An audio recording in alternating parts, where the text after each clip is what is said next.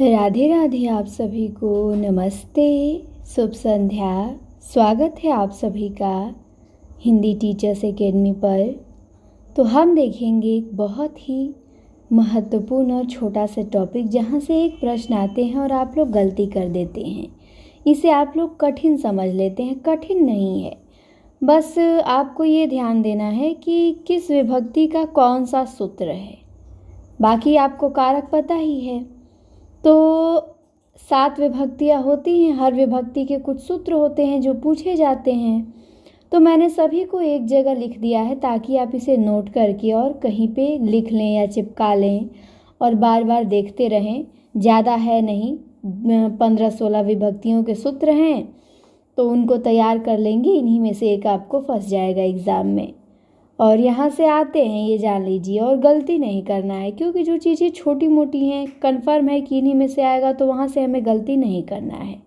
जैसे प्रथमा विभक्ति का एक सूत्र है, याद रखिएगा इसे।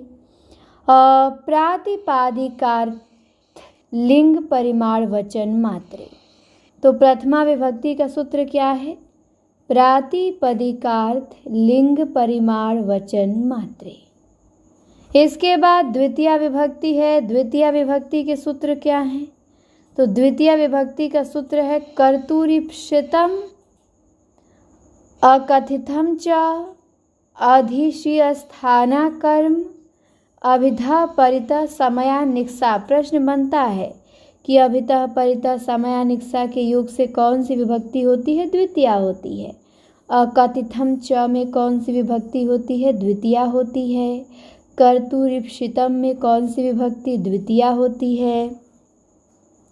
फिर एक कालाध्वनुरत्य संयोगे, इसमें कौन सी विभक्ति होती है? तो इसमें भी द्वितीय होती है।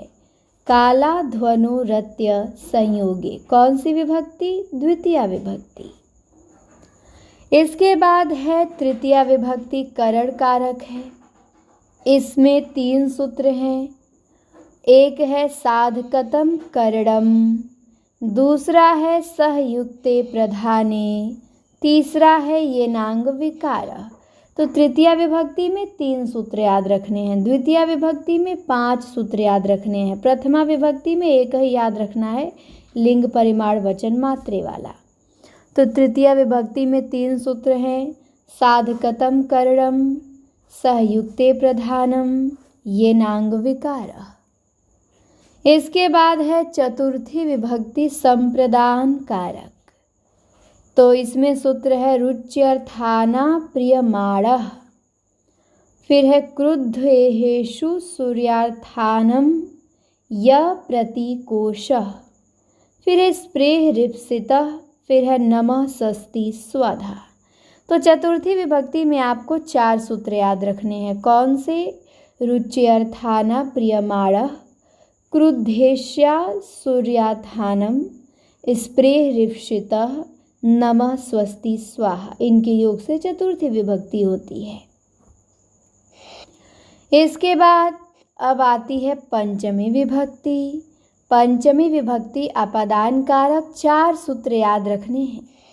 पहला तो है ध्रुव मपाये अपदानम, दूसरा है जुगुप्सा विराम प्रमादार्थानम उपसंख्यानादानम, तीसरा है भित्रार्थानम भय हेतु, और चौथा है आख्यातो पयोगे।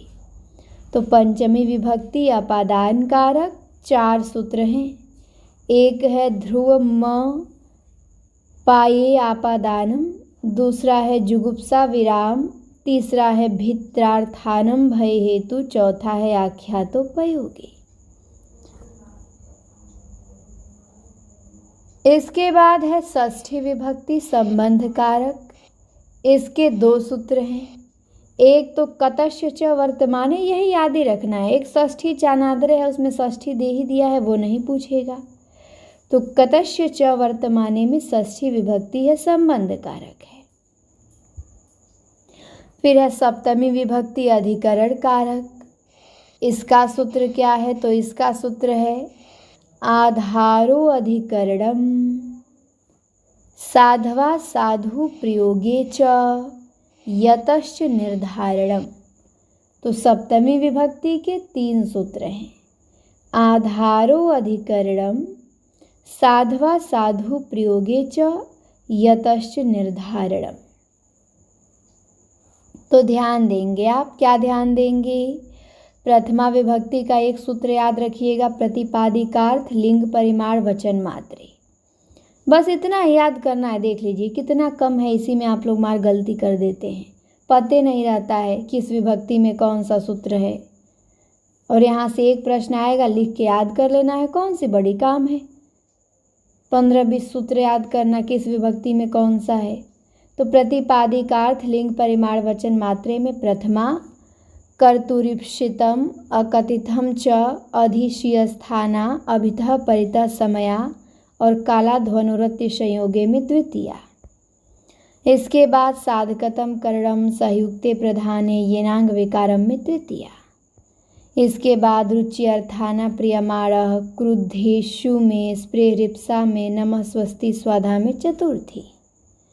इसके बाद ध्रुव माँ पय्यापादानम जुगुप्सा विराम भित्रार्थाना भय हेतु आख्यातोपयोगे में पंचमी।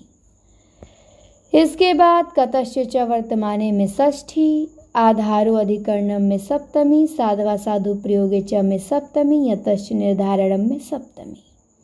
तो बस इतना ही याद करना है। देख लीजिए 7 मिनट में हम लोग सारा देख लिए, आधा घंटा समय दे देंगे, अच्छे से याद कर लेंगे और हर पेपर में आपका एक प्रश्न बचने लगेगा। तो इसे आप लोग क्या करें, तैयार कर लें। पहले नोट करेंगे, नोट करके छोटे में स्टडी रूम में अपने दीवार के पास लगा लेंगे। ठीक, तो चलिए अब क्लास को करते हैं यहीं पे बंद। छोटी सी प्यारी सी क्लास थी, उम्मीद करते हैं कि आपके काम की क्लास होगी और कुछ तो आपको इससे मदद मिलेगा ही। तो लाइक शेयर सब्सक्राइब करिएगा और कमेंट में बताइएगा। बहुत बहुत धन्यवाद आप सभी का। मिलते हैं अगली वीडियो में।